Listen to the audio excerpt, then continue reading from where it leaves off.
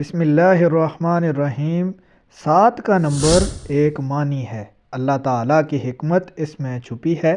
7 کا عدد اور بزرگان دین کے فرامین، احادیث مبارکہ کی طرح صحابہ اکرام اور علماء امت کے کئی فرامین میں سے 7 کے عجائبات کا ذکر ملتا ہے، جیسا کہ حضرت سیدنا عبداللہ بن عباس رضی اللہ تعالیٰ عنہ فرماتے ہیں، بے شک اللہ پاک طاق اکیلا ہے اور طاق عدد کو پسند فرماتا ہے۔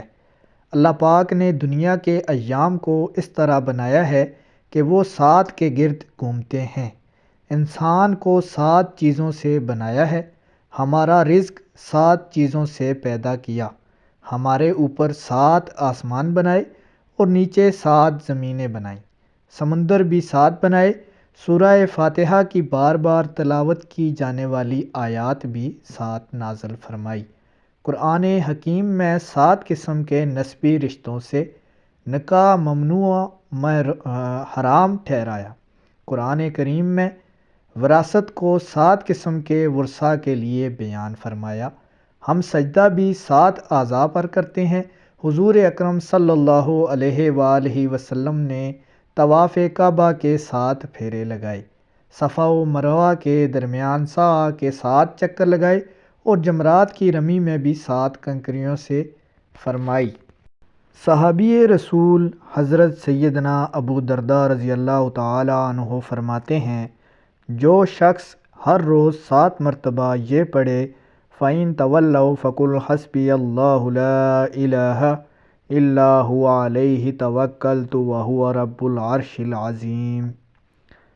پھر اگر وہ منہ پھیریں تو تم فرما دو کہ مجھے اللہ تعالیٰ کافی ہے، اس کے سوا کسی کی بندگی نہیں، میں نے اسی پر بھروسہ کیا اور وہ بڑے عرش کا مالک ہے۔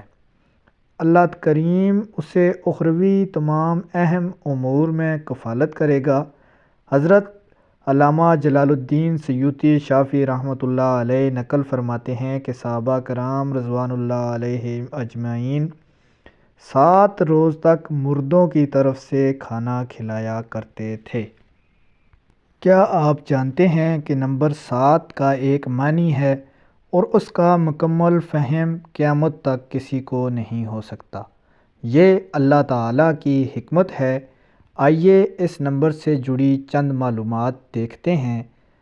آسمان کی 7 پرتیں ہیں، زمین کی 7 پرتیں ہیں، ہفتے کے دن بھی 7 ہیں، جہنم کے 7 دروازے ہیں، دنیا کی 7 عجائبات ہیں، کعبہ کا طواف 7 چکر کا ہے، صفا اور مروہ کے درمیان 7 چکر ہیں، 7 سال کی عمر میں نماز کا حکم ہے، قوس قزح کے 7 رنگ ہیں۔ سورہ فاتحہ نماز میں پڑھی جانے والی سورت 7 آیات پر مشتمل ہے۔ سمندر 7 ہیں، حج میں 7 کنکریاں، زمین کی 7 بنیادی معدنیات ہیں، 7 قسم کے ستارے ہیں، الیکٹران کے مدار میں 7 درجات، روشنی کے 7 رنگ ہیں، غیر مرئی شعاعوں کی 7 اقسام ہیں، پرندے وی کی شکل میں 7 کی طرح اڑتے ہیں، عیدین کی نماز میں 7 تکبیریں ہیں، دنیا کے 7 بر اعظم ہے، قیامت کے دن 7 لوگ اللہ تعالیٰ کے سائے میں ہوں گے۔ ناظرین کرام، امید ہے آپ کو معلومات اچھی لگی ہوں گی۔ ویڈیو اچھی لگے چینل کو سبسکرائب کر دیں۔